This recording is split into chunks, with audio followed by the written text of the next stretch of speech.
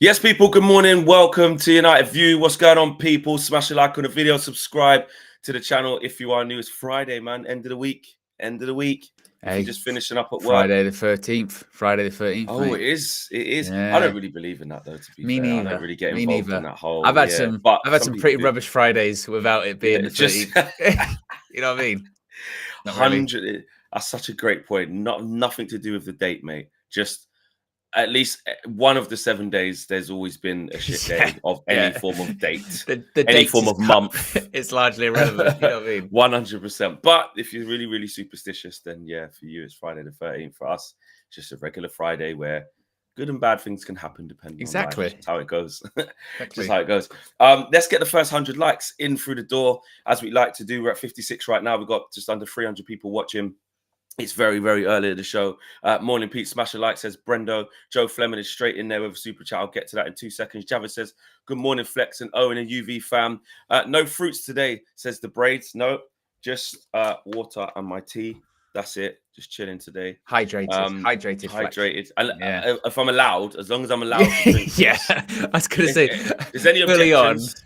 Let's let get me some know. permission. Let's get some permission out the way. Are we okay with drinking today? Is drinking fine? Because otherwise we are going to have to get to the flex trip. You know what I mean? Literally, I think that's one show you've got to do it. You know what I mean? Just have Yeah. Dr. Andre, you know, that's the show.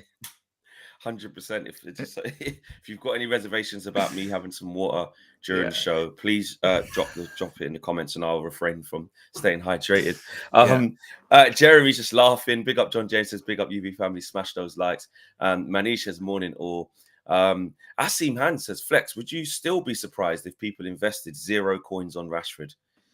We're gonna talk. We're gonna talk in this show, that's for sure. Danny Luciano says 30 away from 100 likes. Keep smashing it, which I will absolutely do. What we got today on today's show, we've got, of course, the breakdown of some of Ruben Amorim's comments last night, demanding more, demanding improvements. We have to talk about, the back end of what happened yesterday and the aftermath. Hojlund was speaking as well. And the sort of breakdown of the last bits of the game yesterday. There's also been a here we go. We've signed a player as well. It's not even the winter window yet, and it's a here we go because Dan Ashworth is gone and we are more efficient. And that is why it was the right decision to sack Dan Ashworth, because look at that. He's only been gone about 5 days, 6 days, whatever, 5 days, and already we've signed a player. So all of you that were overreacting and the fact that Dan Ashworth's gone, this just proves that it doesn't matter. Wilcox driven, mate. That's what it is. Wilcox driven. And I did enjoy that actually when I handed over to you guys in UVHQ last night. Like the first thing KG brought up was like, Flex, I've been watching the shows. You two, actually, what I will say, actually, you two last night were just as bad as each other, actually, because you know what you two are like. You're this is what friends should be, yeah. Because both of you at different points are getting angry. And the other one's going, no, calm down. Don't lose your head. Okay, don't lose your head in this situation. And 5 minutes later, the one that's telling the other one to calm down is losing their head and going crazy. Best thing you go, KG, don't get so angry. And then we can see the first goal. Oh, fucking hell, no, I don't want it. Don't drink. No, that you was ironically enough, you were saying don't drink water. That was actually quite funny at the time. You're not allowed water. You're not allowed water. You can't be drinking that water. And then KG, when Hojlund scores, no, see, this is what I'm saying. You're going, no, KG, don't point score. I said, Owen said, don't do this. This is the problem. No, I'll point score if I want to point score. Shut. And then his Zirkzee thing, as soon as someone said, KG's being unbearable today, he's being too negative.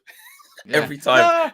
I'm not. No. Have you seen him? Have you seen him? Have you seen what? Or the opposite. Well, the opposite of no. Well, it's fine. He holds the ball up though, doesn't he? Yeah, he's just no. He's good. Don't worry. He brings people into play though. No, the real Jurgen Fleck he was doing. Yeah. So and then his Dallo thing as well. Listen, it just shows you what type of. It shows you in it. It just shows you what type of game we were dealing with yesterday. Oof. It really, really does. To go through that range of emotions. No disrespect to Victoria Plzeň away. Those range of emotions just shouldn't happen. But honestly, against Bodo Glimt at home, we went through a range of emotions as well. And it's like, it just should be routine. But obviously, we know where we're at, and we can just see the glaringly obvious problems in the squad. Amorim he's realizing by the minute, mate, that this is just a real mountain to climb. Yeah, Real I mean, mountain. some of the things he said after the game, it was one of those ones. What's really there to say? I mean, he said we have a lot to improve, which he would go, obviously, no shit. He goes, but we won. We move on to the next game. He also said they fight until the end. That was important. We didn't play very well, but we did not give up. That's a key point for me. Said the pitch was hard to do connections, but the main difference was the speed in the second half, not so much in the first half, because the first half is one of the worst halves of football I've ever seen in my life. I mean, it just cannot be stressed how bad that was. Shocking. There was some stuff after the game between Hojlund and Ahmad, where Hojlund's not happy that ball wasn't squared to or given to him. He was on a hat trick, of course. People tried to make more of that than it was. Ruben Amorim basically said the same thing, saying, you need to feel something. If we need to fight each other, it's like a family. When you don't care, you do nothing. When you do care, you fight with your brother, with your father, with your mother. It's a very good sign, which I do agree with what he's saying. Agreed. And you know what is why I really like doing the full-time view after the game flex is because talking to all of the people last night was the same sentiment, which is obviously... It almost harkens back to the end of the Ten Hag era. Obviously, happy we won, right? Goes without saying. For some reason, you have to stress that happy we won. But everyone was sort of going like, "It ain't good. Like it's not good." And also a bit of actually an acceptance, or I'd say realization, but certainly an acceptance of it's gonna be like this until the end of the season, or until we can move some of these players on, because we know that Ruben Amorim is going to have to rotate. And in fairness, the rotation policy thus far is working in the extent of we've got players back. We've got full complement. We've got a full complement. So those players that have been coming back from injury aren't getting re-injured, apart from Luke Shaw, which is always the exception to the rule. But you know, we've got more players fitter than we would usually have, which is a positive. So that is working. But because he's going to have to rotate, he's going to have to play some of these players that, frankly, they just aren't good enough. And secondly, they just don't fit. I mean, like, for instance, someone like a Diogo Dalot, he's getting one of our player of the seasons. Was it last year or the season for whenever it was? Last season. And he ain't a wing back. And we're playing wing backs. So he's screwed. He can't play wing back, and he's out of form anyway, but he's not a wing back. He can't play in there. So he's in trouble. He's done. Marcus Rashford. Ruben Amorim's always decided he's not a striker after one game. Probably after a couple, he's decided he's not a 10 either, and he's not a wing back. And he's not running either. So he's done. He's done. There looks to be no way back for him. Then you get into, obviously, you can go through all Zirkzee, as I mentioned. You go, well, give him a season, but that's not looking good. You're going Garnacho when he came on, largely gave the ball away. And once again, you're having the conversation of what is he? It doesn't feel like he's a 10. He's a winger. We don't have wingers in this team. Trouble, right? Then you're in trouble when it comes to that. Like, we're going to have these instances where until you can get the players that do fit and are good on the pitch, you're going to struggle, which is exactly what happened last night.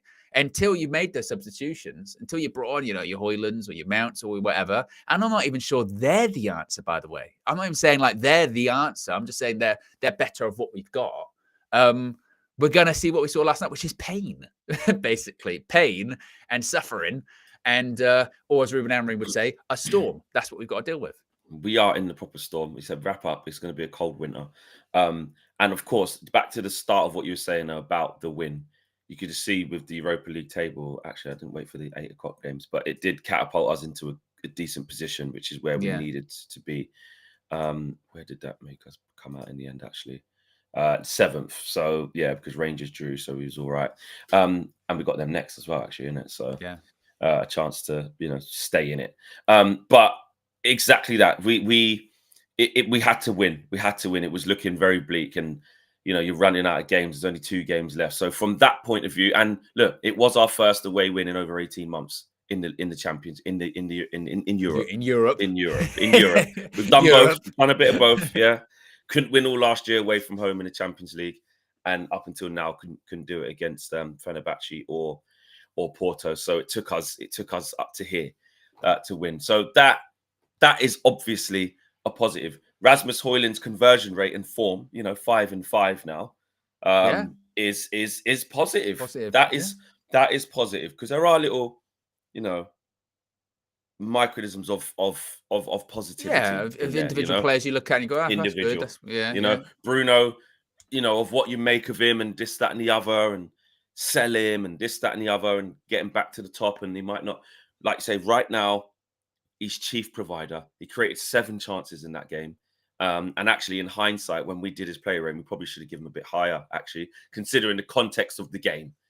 But it's so difficult to really get behind these performances and go away from the stats, because you see with your eyes and it hurts your eyes. It hurts your eyes for large periods. So when there is a really good pass that led to a chance or an assist, or it's overshadowed by the 88 minutes of absolute shit that you've seen.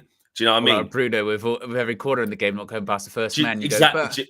Exactly. You're the captain. I need you to, you know. So he's always going to do those things. But we do need to also be a bit balanced in the decisiveness in terms of what decided the game, who had the moments, because whilst we're shit and we're working out this new system and we have to undo players, somebody still has to do something to get us by. And it is always Bruno. It's in some way, shape, or form. Like, do you know what I mean? It's or more often than not, he's involved, and that counts for something whilst we're dead. I'm not saying he's the future. I'm not saying you Bruno haters sit down. This is why he's like God. I'm not saying that. I'm just saying, when we are in this image, who are you going to? You can't rely on Rashford. You can't ask Garnacho to do anything within reason. You can't rely on Joshua Zirkzee. You know, even Mason Mount. I've got the Mason Mount coins, and he's fitter now, and he helped us play better. But you can't rely on him to get the goal or the assist. You can't rely on him to be fit either. You can't rely on him to be fit. That's a work in progress. The fact that he's even been fit this long is, we're going into some territory like, okay, we don't know what to do. The midfielders, there's not a lot of goals from deep from the midfields. Ugate's not going to score. Casemiro don't do that anymore and don't play that much anymore. The wing backs ain't going to create shit, apart from if Ahmad plays there. But if it's Malacia and if it's Dalot, they're not going to create anything. We're not going to score from corners from big centre halves. So it is Bruno.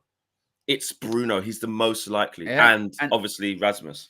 And this was my point after the weekend. And I think that this was kind of lost a little bit. Is I was saying that's a positive and a negative. Obviously, the positive is that someone's creating something, but the negative is, and we've seen this. We don't need any more examples of it. Show's got this. He always does it when Flex says Bruno's got to confirm. Yeah, yeah, but he does it all the time. He does the sarcastic thing. It always so you're saying, yeah, because he goes confirmed. He always puts confirmed at the end. Yeah, yeah, it's a positive and a negative in the sense of, like, you can't take him off, because, like we saw at the weekend, if you take him off, you don't create anything, and that's regardless if he's playing good or bad. If he's playing badly, you have to leave him on, because he's the only one that's going to create anything. Because we've got no like for like, we've got no one else that's going to create stuff, and that's an issue. And itself is a problem, right? That in itself is a problem. Onana again last night. I mean, bloody out. Our morning show yesterday aged like, people say stuff aged like milk. Go to the comment section of yesterday's morning show. And go to the comment section and look at some of the comments. They aged like milk. Were they cussing us? I didn't see. Were they? Yeah, because you go, can't say some of the, just because he's made one mistake this season. Don't talk about last season's mistakes. No. The Onana slander is too much. The Onana slander is this, it's that, and it weren't even slander. It was just picking up on just the kind of reality. Which again, it's not being like harsh. It's just going, he is going to make mistakes. If you're going to win a Premier League or whatever, that level of consistency he doesn't have. And to be honest with you, how did we doubt Euro? What? to be honest with you, and look at some of the Onana comments are crazy, aren't they? They're crazy. Hold on, I just got to the top. Super Stanza said, watching Flex and Owen flip-flop every week, depending on the previous 2 results, has been cringy. How are they doubting a 19-year-old just back from injury and then saying we don't have defenders when the whole season the defence and keeper have kept us respectable? Shocker. You're not looking at the context of what we were talking about.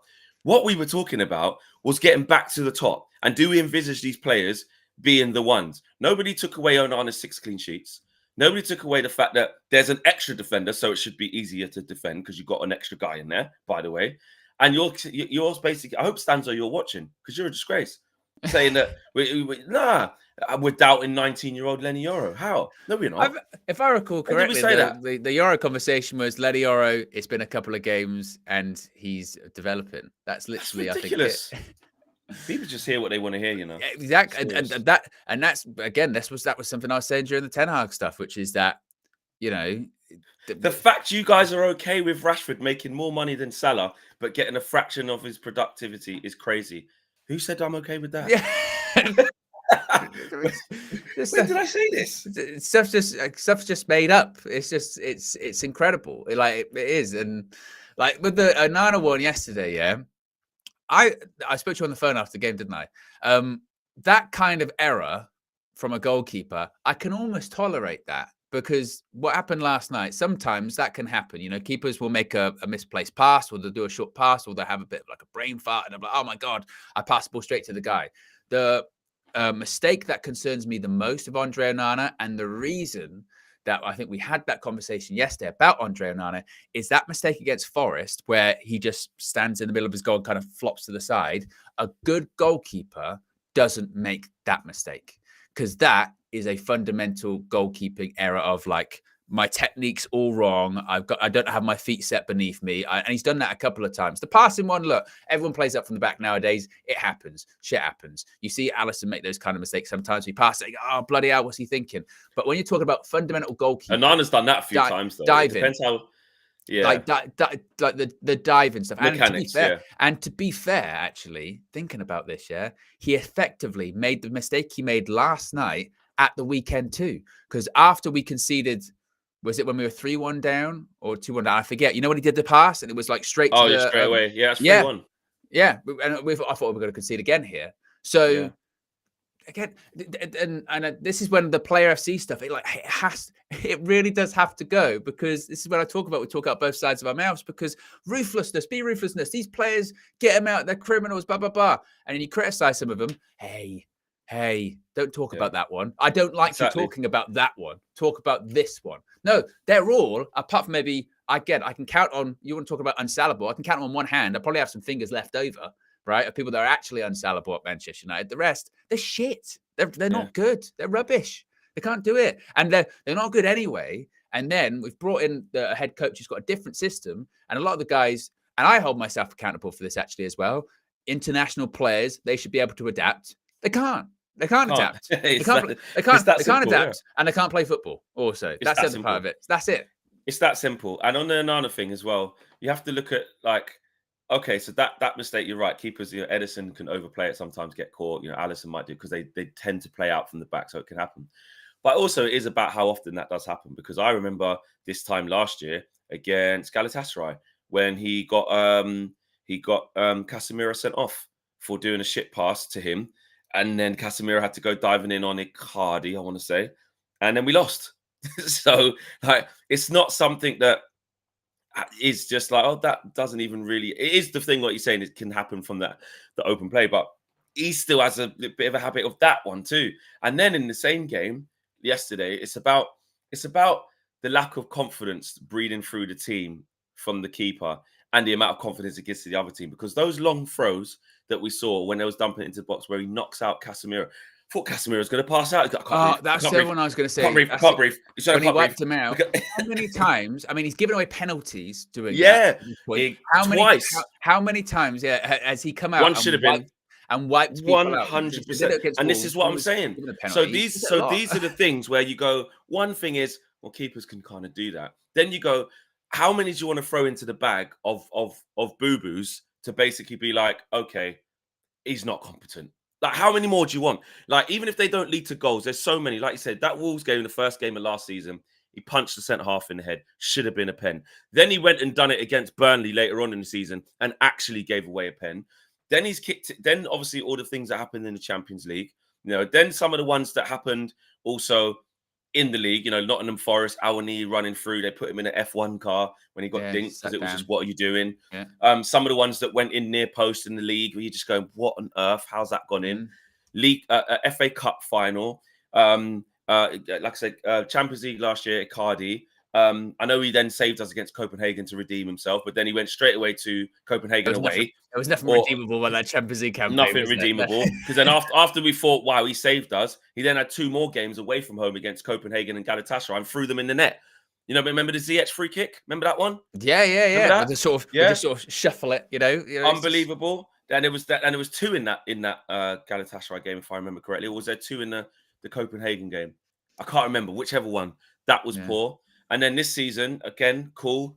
Started off okay. Started to calm down. Against Bayern. Remember the Bayern one where we're doing all right for a few minutes? Doing all right for 20 minutes. 20 minutes. Leroy Sané, P roller, goal. You know what I mean? So there's so many examples. And then you get the ones where like you're coming out for crosses or corners or throws or whatever, and you're missing the man. One thing, your goalkeepers union, like they say, I get it. Clear out everything. Clear out everyone. Obviously, but make sure you get your clearance done. Well, that's only if you've got it wrong, essentially. You know what I mean? You know that they'll basically say that's what's to fall back on. You come out like ball comes in, and it's there, and you realize you're not going to get it. You just go right, fuck it. Right, I got to go through people. Essentially, go through everything. But not very often. You know what I mean? Not all the time. Not all the time. If you do it, you don't even actually clear the danger. Yeah, like just go into a man. You've just taken one of our players out. Casemiro can't breathe. There's pinball in the box, and then their managers after the game saying, "Yeah, I told them to shoot from everywhere. Take shots." I mean, if that's not right, if you want to think that we're being harsh with that kind of stuff, when the opposition manager is coming out in the press conference and going, "I told them to take shots from everywhere." that is what man said. Shoot on sight. What other goalkeeper like? Would that happen at like a top team? Would you come out after the game going, "Oh yeah, I asked him to take shots from everywhere," because the goalkeeper's not very good. The same with Leon Bailey. That tactic was go distract him. Go get in his ear, get in his face, go annoy him a little bit. It's like like a cat, isn't he? That basically go and throw something sparkly in front of him. Yeah, and he's just go mad. Exactly, and that's the thing. It's like it's not taken away from the positives that he can have. You know, he owns his mistake. He's a good speaker. He's a great character, great man. Listen. Got time for everyone. You know, I love what he's doing with his foundation. As a person, as you know, honestly, brilliant. But if we're talking about being number 1 for Man United, which is what he's paid to do, it's just not good enough, huh? You know what I mean? No, and I really like Onana. I really do. As like I said, as a personality. But it's just going to keep happening. Joe Flemish said we should go sign Jan Oblak as he is still only 31. Is Oblak only 31? I feel like he's been around for ages. Wow. Let's have a look. That's crazy. I don't think Joe's going to get it wrong. He's quite reliable, Joe. 31. Yeah, 31. Doesn't it feel like, if I asked you off the top of your head how old Jan Oblak, you wouldn't say 31, would you? And he's also one of those players who feels like he's been linked to like moves a lot. You know what I mean? Yeah. Joe says younger than Van der Sar was when we bought him. Wow, yeah, that's crazy. I'll tell you what, Edwin van der Sar, though, when it comes to him, and when you talk about, he is a freak. Like it's one of those ones you have to be careful with, like I said, about because goalkeepers in general, you know, you would expect once they get to like, you know, and by that point he was already a Champions League winner like, earlier on in his career. Yeah. But people thought he's on the way down because he's at Fulham, and that's Fulham of like, oh, they've only been promoted to the league not that long too, and 36, win everything, and one of the best keepers in the world. Yeah, set records of like the longest amount of time not conceding a goal. You know, that I said this on the full-time view, and this feels very Michael Owen-ish, right? I know this does. But this is kind of the point that you were making about our sort of quality of players. And if you're going to compete for top things, look at what are the basic fundamentals of like successful teams, like proper winning teams of Premier League, Champions League. All of them got a good goalkeeper. Like top of the top. They have to. Like always got. You can't do it with a bad goal. No one wins it with a dodgy keeper. You don't know. I can't believe they won it, but they got a dodgy keeper. Exactly. Never happens. We'll go goalkeeper. They've always got at least one or like a proper centre back pairing that you can just rattle it off easy. Vidic, Ferdinand. You know, you can just that's that quickly. They've always got that, right? You've always got a goal scorer. Always got someone who go right. 20 goals, score goals. And then, you know, it's on the wide now because of exactly centre forward, whichever. Exactly. And we've always got at least one midfielder that you go, that's proper. He's one of the best midfielders. So you've always got a spine. Our spine in our team is shit. It's not even funny. All those criteria that I've just mentioned, we do not have. No. You go, right, do we have like an amazing goalkeeper? Do we have an amazing goalkeeper? You go, no. You go, we've got amazing centre-back partnership. You go, I don't really know what it is, you know, at the moment as well. So I can't really say yes to that. Midfield, we go, no. We don't have that, and we don't have goal scorers. So we are where we are. So we have nothing. Basically, we No. have nothing. No. We have nothing.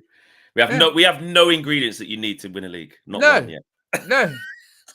If I'm Wait, we haven't got one ingredient to start baking the cake. We ain't got manager, maybe a good gaffer, you might say. If I'm on Ready Steady Cook, somebody knows what they do. You know what I mean? And they go, right, you've got this in your bag today, and they pour out the ingredients. I'm going, what the fuck? I've got an apple. And I've got apple and just, I don't know, some baking powder. I'm going, is there anything I can do? Baking soda. I got baking soda. No, honestly. Ready Steady Cook, what a program. Yeah, 100%. There's one or two more red tomatoes. Ainsley. I mean, did you see a video of him sort of the other day going, what kind of rice is Declan Rice? And he's just... Ainsley's another one, yeah. Not as much as Chris Eubank, but if I ever had the chance to just have him on here for no reason, he's another one. Just so he could do that one or two more green peppers. Anyway, the cook view. There's a lot of super chats coming in. A lot of you actually talking ball and not talking Ready Steady Cook. So let's get back to that. Yeah. Ash Adu says, I've been there for 29 months. Big up to you, Ash. Says, I was actually about to say you get what you pay for, but we actually haven't. I honestly don't envy Amorim. Bring on City, not sure what to expect. Very, very, very true, members chat. You get what you pay for. You're right. We don't. When you pay 80 million, you're not supposed to get Anthony. No. You know what I mean? Even when you pay 34 million, you're probably not supposed to get Zirkzee. When you pay 70 million, you're not supposed to get that Casemiro. When you pay 74 million for a young striker, although Rasmus is our savior now, and we have to believe in him, you're not really supposed to get that for 74 million. You're supposed to get someone, when you pay ready 300k to go. A week. You don't expect Rashford. You expect Rashford to run. Exactly. Run for 300k. I'd rather. Yeah. And also in the reverse positive, when you pay 12 million for a player like Masraoui, you probably don't expect to get that. Yeah. So that's why we're so surprised. I mean? Yeah. So actually, Ash is right in both ways, in positives and negatives. When we're spending really cheap, with the players are not too bad. When we're spending a lot, they're terrible. Show says that number one quality of a keeper is provide calm to the defense. All the elite keepers do this. Onana, the complete opposite, and will always be like this. Show hates Onana, confirmed. Yeah, that's what you're saying. Yeah, but he's right though. He's right, yeah, and even when I know Keller had a bit of a shocker at Newcastle, but other than that, even the second keeper coming in when we had Romero. Sorry, Romero. Because every time I think Romero now, I think of the other one, but Sergio Romero. When we had him, coming in for De Gea, calm, no problem. We just yesterday. Yeah, exactly. Yesterday, I honestly said, well, you saw. I was like, I swear to you now, Tom Heaton would be better in goal than that. Yeah, or calmer. Like, you know what I mean? Calmer. Owen, I swear to you, he wouldn't make those mistakes. Well, that's what I mean. The one, that's what I'm saying. Like, maybe Tom Heaton could make the one against yesterday. That could happen. The one against Forest, there's no way in a million years. Never happen. He wouldn't make it. Just because he wouldn't do it. I don't know many that would. No. Exactly. Hayata says it's unfortunate we let De Gea go. Disgracefully, may I add, for this guy. And giggles and glutes. Oh, it's interesting. Is that like that sounds like a meetup where people can go for like comedy and exercise. Giggles and glutes. And maybe that's the nature of the channel. Maybe it's a bit of an exercise. If that's the channel, maybe we can all get down there. Me, you, KG. We'll go for giggles and glutes. Yeah, squats whilst comedy. Like I don't know. Like that sounds good. But shout out giggles and glutes. Let us know if that's just a random what you want your thing to be called, or whether Tab says it sounds a bit dodgy. Mate, sounds a bit dodgy after the things you were saying. What was it? The flexibles or whatever you suggested, Tabrez, and they all shut you down for that. So yeah, giggles and glutes. That's a good gig. Good. I like that. Yeah, that's good. Yeah, it's morning flex and whenever someone tries to hurt my feelings, I remember I support United and nothing can hurt me anymore. This team helps build mental resilience, and that's very true as well. That's very, very true. Yes. And also in the chat, Giggles and Glutes says, every day is just pain. If it's not watching a performance like last night, it's getting a cooking from my Liverpool or Arsenal family. And we're all here with that. Exactly. Court Star says, shut up, Tabrez. Shut up. We are the flexibles, he says. Exactly. They all shut you down for a dodgy thing, bro. Right, where are we at? I mean, look, we can continue about what we saw from Rashford yesterday, what we saw from Zirkzee. I mean, you made a really interesting point, Owen, that I weren't really thinking about. Obviously, we were cussing Rashford and saying how bad he was. But when I spoke to you afterwards, and you were saying like some of the people in the chat or people in the full-time view, I can't remember which way it was, were saying like he looks like actually he's just given up. It was, I thought about that. yeah, it was. I think it was Eminem, who's I've accused of being a Rashford defender, but he's regular caller on the full-time view. And to be fair, he also said after it was the Arsenal game actually, and he said that actually one of the biggest concerns with Rashford is that if he's just going to do this whole thing when he's walking around, then he's going to be done because Ruben Amorim's not going to have it. And he brought up a good point, which was that lack of effort from him last night, or that walking around. You know, when those reports first came out, it felt a little bit like, well, reports come out about Rashford all the time, don't they? About, they'd be open to offers and people being interested or not being interested. We've heard it all before and all that. But last night's performance in the context of that felt a bit more like, actually, maybe he has just kind of been told like, yeah, if an offer comes in, we'll take it. You know what I mean?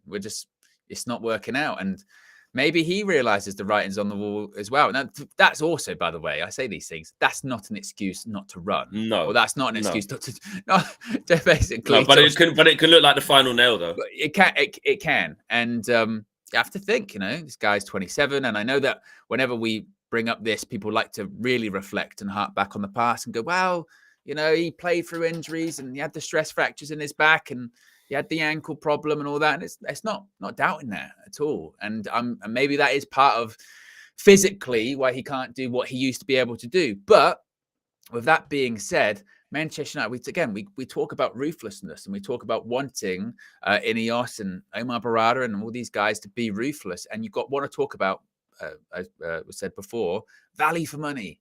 Like, what are we getting? What we're paying for there? He's one of the highest paid players at the club. He's one of the senior players at the club now. He's not a young guy. We're into Jesse Lingard territory where he's a young player. Well, no, he's not. He's 27 years old.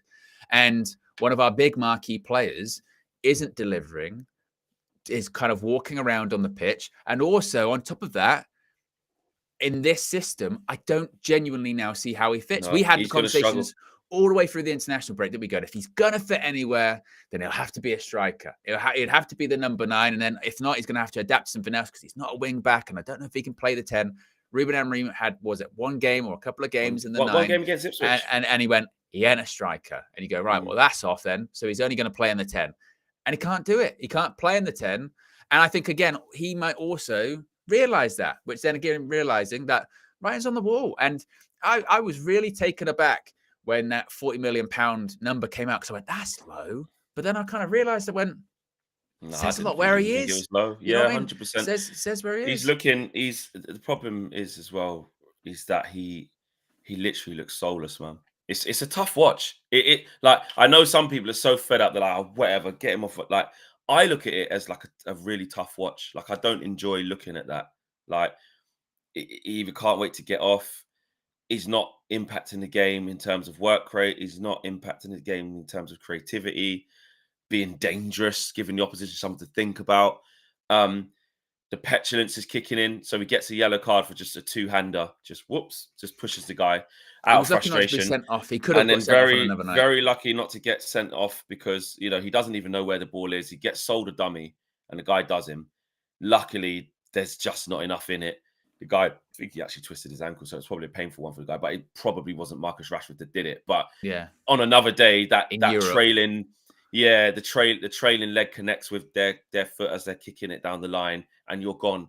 And at that point, you thought, Amorim, save him, just get him out of there, get him. And he should have been taken off before that. Even at half time, he could have been taken off. He was that bad. Yeah. But so Zirkzee could have got taken off at half time as well. The whole attack could have got taken off at half time. Yeah. So I'm not just singling out Rashford only, but it just will not go away for him. And now what he also doesn't have to fall back on is that sort of like, well, at least I'm left wing. I could cut in, maybe something could happen. And, just like a bit of an intuition, bit of like, off the cuff, cut in, bang.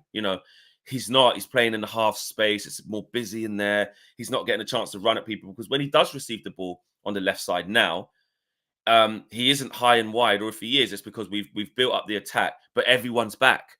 The opposing team is back defending. Malacia's gone up to join.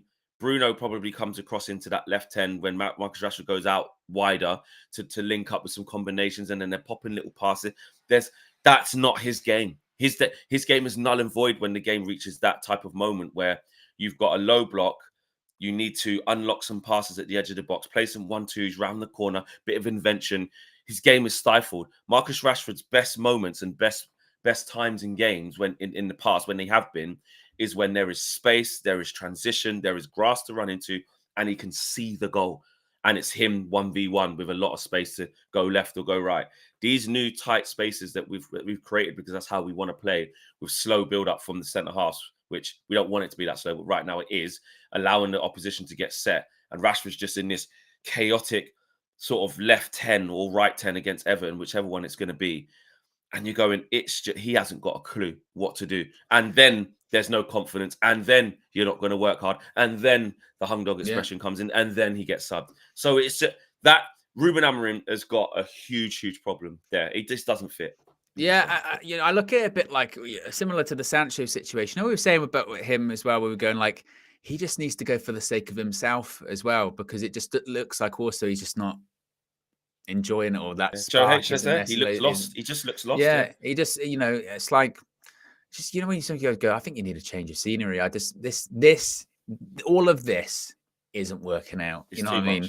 And you need to go elsewhere. And look, maybe you won't, succeed there. Maybe you will, but here it's not working. And I said this in the match for yesterday. There's been this sort of weird narrative that's like, you look at you guys trying to sell an academy player. You should be ashamed of yourselves, kind of thing. And I would say if you're going to kind of latch on to history to prove your point, then it's important to understand history and look at the situation where Manchester United have sold academy players. Sir Alex Ferguson has sold academy players that have achieved far more and contributed far more than Marcus Rashford ever has, right? You want to talk about David Beckham, you want to talk about Nicky Butt. I mean, these are, treble winners, class of 92, like iconic players. You want to talk about rising, emerging talents, whether it's someone like Lee Sharp, who's meant to be a big guy, but was disruptive in the dressing room, got rid of him. People like Welbeck, Cleverly. We can go on of like academy players that Manchester United have sold over the years because either they were disruptive or there were issues or because they just couldn't cut it for what was going on anymore. You'd think people like someone like Phil Neville, that was the other one I was thinking of. You want to talk about like someone like Nicky Butt, yeah? I mean, again, stalwart in Manchester United team in the 90s. Again, treble winner, class of 92. When it got into, what was it, like 2003 or 4, around that kind of period of time. So I just go, no, right, you've got to go. You know what I mean? Yeah. Not up to it. If you're not up to it anymore, then you're not up to it anymore. And that's it. And again, that's what we have to see. That's the ruthlessness that you're looking for. You could have to put sentiment to one side and go, I appreciate your story, because that's kind of what you were saying in the players' review thing last season. You go, when I was younger and I was getting the buses and I was coming here and I was doing all that, and you go, that's great. Like that is great. I admire the story. And mate, you made it. You made it. You played for Manchester United for however many games, a bunch of games, scored goals, won some trophies. But everyone has an expiry date. Everyone has a time where, unless you're continuing to hit those levels, and if you drop below those levels, then you're surplus to requirements. And that's the same for Rashford. That's the same for anyone. Like, you know what I mean? That's the same for any player at Manchester United, academy player or not. And also, because of the rules from a PSR perspective nowadays, the system is shaped in a way that you're almost encouraged to sell academy players. And if you've got one that you're not that happy with performance-wise, you're going to consider the exit, aren't you? You're backed into the corner. And I was saying this to KG when he was like, obviously at the beginning of the game, the beginning of the game, he's saying, listen, it would just hurt me so much if I see him go to if I see Rashford go to Arsenal. He's going to be so good there. If he goes to Bayern, with Musiala, and he'll be amazing, and this, that, and the other. So that would hurt. And then by the end of the game, he was like, I don't care. Sell him in January. Like, he just put him anywhere. Don't care where to sell him. And that's the thing I was trying to explain to KJ at the beginning. We have to drop it as fans of like, but if you sell him to a rival, then this. He's been here nearly a decade, mate. If that's not long enough, it's not even like the Sancho thing where if you really, really want to argue, you go, just find a way, man. Eric fell out with him and just, now look. That's a bit, you could, and I don't even agree with that, but you could put it for that. A decade, bro. Nah. For different reasons. I know Luke Shaw is different because it's injuries, but it's the same thing. It's like trying to say, yeah, but if Luke Shaw actually does stay fit and goes to bloody, I don't know, City, left centre back, he'd be, it's done. And we had our do this. try. We do this for loads of Had our players. try. Every time we sell a player that at one We're point scared of. has played well, we're Yeah. concerned that will come back. Even though if they would stay at nonsense. United, we knew it wouldn't come back. He's You know doing what I mean? nothing. And let's be honest, the chances are, if obviously you can't ever rule out a turnaround, you can't ever rule out a new environment and new Yeah. ideas. You can't say it's impossible. But if you're a betting man, you're gonna say he's 27, mate. He's running out. Like he's only got a few more years left in the pump before you're 30. And then you're going like, well, look at Jack Grealish. Like I know, like he won the treble, he won stuff in it, but they're going 100 million, mate. 100 million. In a What's year. he done? What's he done? Nothing. So, like, and look, you could say Rashford can only dream of winning the stuff that he's ended up winning because of the team he was in. I'm not talking about the accolades. I'm talking about the output from the individual. And for Rashford, like I said, I was listening to the radio the other day, and Troy was saying that. Deeney was saying like, yeah, Rashford, he's disappointed because he really thought he'd be the guy, but if he's not careful, he'll just peter out like Jesse Lingard did. And it's like, well, you go, well, that sounds awful. Like, listen, Jesse's had a good career. Like, it's what if you say boyhood club, you've won them the FA Cup, you've played in the Champions League, you've won the Europa League. But he petered out. But the way it just all of a sudden you go, oh, that's he looked like, and again, it petered out United way before his United career even finished, right? Because it petered out, went on loan to West Ham, was good at West Ham. Yeah, and then you think that's the reignition. Came back, nothing. Did last season, nothing. There was like, well, he's going to go to Newcastle, he's going to go West Ham. Nothing happened. Let's go. And then when he ended up, he went to Forest. Nothing. And that was it after nothing. On a big contract. And that, I think, kind of scared Forest a little bit in terms of, got to be careful about actually how we do our recruitment in the Premier League. And then now he's playing in Korea, It's like, well, all right, That's what I'm saying. And it can change really, really quickly. He's lost his England place and doesn't look like getting back in it anytime soon. He's, he's lost his Man United place, doesn't look like he's getting it back anytime soon. Can't complete 90 minutes, can't get consistent starts, can't score, can't work hard. Like he's just in the abyss, like a piece of shrapnel just floating around space. Just like, drifting. Just drifting. Yeah, that's what he's like. And it's like, before you know it, that becomes 2 years not being in the England team, 3 years not being, and then you never, even as it is now, you go, look at the people surpassing him now. He's got to try and get in ahead of. He's done. Yeah, exactly. And also as well, that mindset of, well, if we let them go and they do well elsewhere, again, we have to kind of get out of that, don't we? Because, all right, if they do, but they're not doing it for us, so it doesn't matter. You know what I mean? What was out of fear of them succeeding somewhere else, we have to keep them. And bear in mind, it's not as if we're keeping them on a sort of a low wage. One of our highest paid players. We've got to, even if it means he's going to go elsewhere and he's going to succeed. Well, maybe he has to go elsewhere to succeed for us to succeed. For us, because by him going, we go and get the guy who is meant for this system. Succeed. Yeah, the guy who Amorim wants, the guy who Amorim can use, the guy who makes the system work. So it's about that ruthlessness. And just quickly, I don't like doing the pylon, but we're just being honest. We're not just trying to focus just on Rashford. The Zirkzee thing yesterday. Look, obviously KG was in his bag because so many people have. I haven't even seen these accounts, saying Zerkamp and Zerk. I think that's. Who's even said that? I think they're said in jest. You know what I mean? Right? Because whoever's saying that, that's just not real life. It's just stupid. But because I haven't seen that, but it was a disaster class from Joshua Zirkzee. There's no other way to dress that up, really, is there? Yeah. Well, this is when I go back to again. You said the thing about point scoring to KG when Hojlund scored, and this is kind of my wider point is.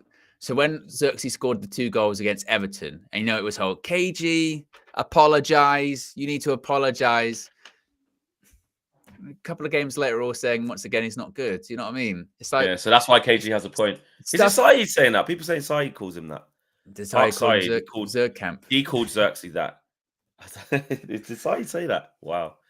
Do you know what for me the biggest issue with Zirkzee is that when we bought him in the first place, and we were playing 4-2-3-1. I remember saying on one of the first episodes of the Red Carpet, I look to the recruitment and go, what did you buy him for in the sense of, I don't see where he fits into that system. That system, I'm going, so you knew you weren't buying a goal scorer but you framed him as buying a striker, even though you know he's not a striker. Like, so what was the plan there? What was the thought process there?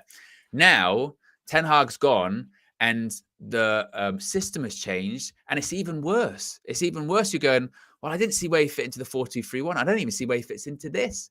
And it's like, and we get told it's 10, because that's what he is. So but now there's two options for a 10. But Ruben Amorim looked at him and gone, well, I don't like him as the 10. And when he plays him as the 9, doesn't play him as a real 9, does he? Goes, well, it's a bit different. You'll have to wait and see. You can tell, but by the way that Ruben Amorim talks about some of these players, he knows that it's square pegs and round holes for some of them. 100%. And he's mentioned that with Zirkzee. He mentioned that with, like, again, with Rashford. Well, they're not really a striker. They're not really this, and not really a wing back, and they're not really that. So I look back to the Zirkzee one, and I go, oh, I would love to know. I'd love to be a fly on the wall in those conversations about, they must have known what they were getting there. So why did they get a play? Is it once again with an assumption of a player that could adapt that can't? I'm not sure. I think, but just by the grace of it, you still do have to give him time, because look, he only has been here a few months, and you want to give him a season, maybe a season and a half. I don't know. It depends how really ruthless Man United are going to really want to be. Yeah, right? And it depends. It depends. Does Ruben Amorim actually see something as well? Because for all we're saying all this could even be surprising Ruben Amorim, because he might be like, in training, no, I see something in this kid. Yeah, like I do. Like, I think once I get, he might be like, once I get X, Y, Z, I think he'll be actually quite useful. He might see that, and that's fine, But when you look at that team, I'm just looking at that 11, and it's just so way off it. I mean, Dalot just can't do it. He can't. I tell you what, he is in massive trouble, because it's two-pronged of him. He is obviously, one, he's horrifically out of form. No doubt about it. He's out of form, and I think he's suffering from burnout of play. He's played too many games. All right. So there's that. But then there's also, he's out of form and he can't play as a wing-back. So it's doubly worse. Like, that position, I really did think he'd be able to adapt. I thought he had like a better football intelligence, or he could adapt better that, but he can't play as a wing back. He can't. And actually, the best performance I've seen from him under Ruben Amorim, I think, was maybe against Bodo Glimt, and he wasn't even great that game. But there was a period of the game when he ended up sort of inverting into midfield a bit more, like he was doing under Ten Hag, and he looked a bit more. You went, oh, maybe he looks a bit more comfortable there. Miles off it. Didn't happen. And when you look at our team, and you look at the bench yesterday, and the players that even came on, but just players that started on the bench, there's probably at least 6 that you'd say would start against City, really. Mainu, Yoro, Ugarte, Hojlund. I think Mount will probably start. Yeah, because he didn't start yesterday. Yeah, maybe Garnacho now for Rashford, because he's going to run. But he's another one, though. He came on. Terrible. And towards it, like we're winning the game, and you're going, right, just keep the ball, right? Keep the ball for 5 minutes. You will win the game. Yeah. Every single time it was give it away. Potato. And to the basketball match again, you're going, no disrespect. You're going, it's Victoria Pilsen away in the Europa League. If you can't grab this game by the scruff of the neck and see it out, how on earth are you going to do that away against the big teams in big competitions? Can't do it. If you can't handle that pressure. Yeah, and that's why I'm not saying it's impossible. When I was on DR, Robbie's going 50-50 game against City.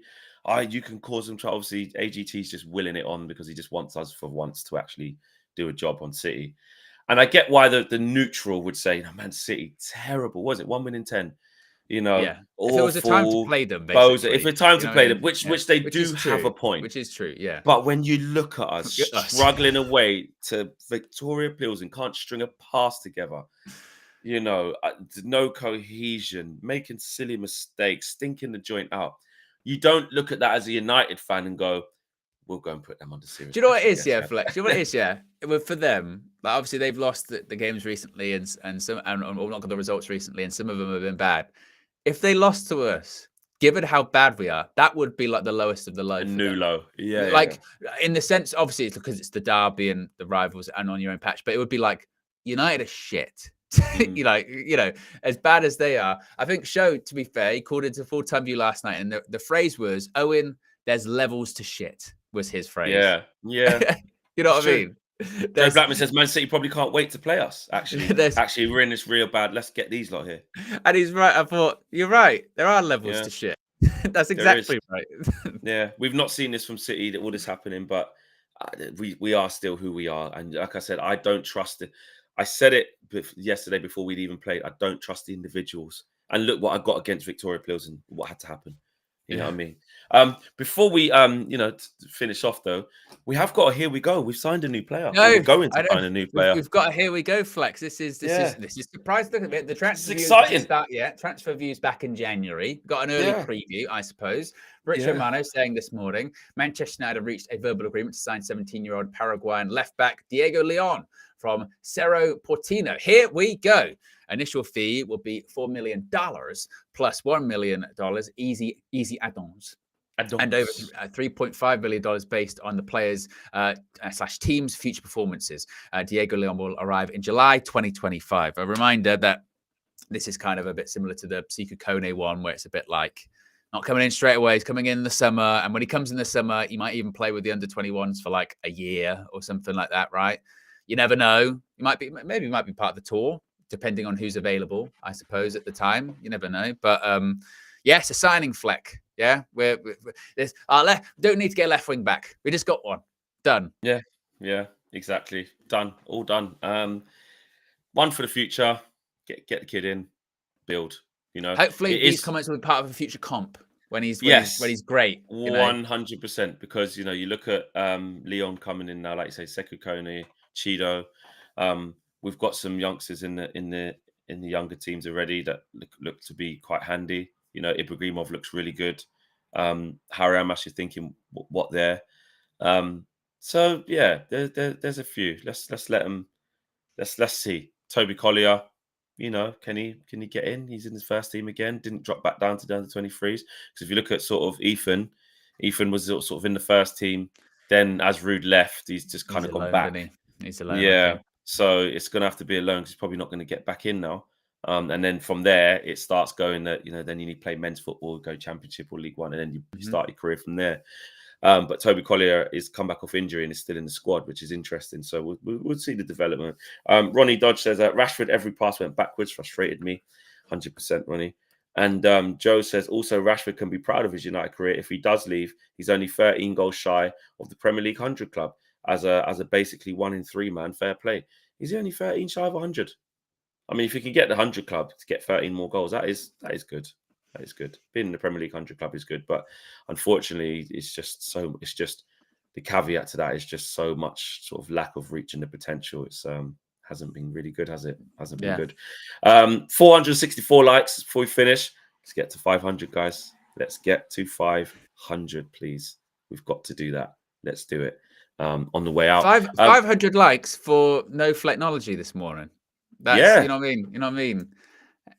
So maybe might be jinxing it, but that's worth a 5. That's where we're at. Because nothing went wrong. But that's the bars on the floor, mate. Just like team. Yeah, exactly. Standards. Exactly. We've got small changes. Yes, small victories. Yeah. That's what you got to do. A big thanks to each and every single one of you. Big up to everyone who sent in a super chat and got involved in the chat, used their members chats. Big up to all the members as well. Remember, it's never too late to be a member. You can be a member at any time by just clicking the membership button. It's in the link in the video description. You can see it. To become, actually, it's right there in the chat. Become a UV member. See it right there. Yeah. Member here. So what have we got later on? We've got the Trinity coming for you later on. Tomorrow morning, we've got the Flexing KG show. We've also got the preview as well going out for the derby on Sunday. So much content for your head tops. Everything is there for you. Get involved. We'll see you again later on today, guys. Take care. We are out of here. Peace.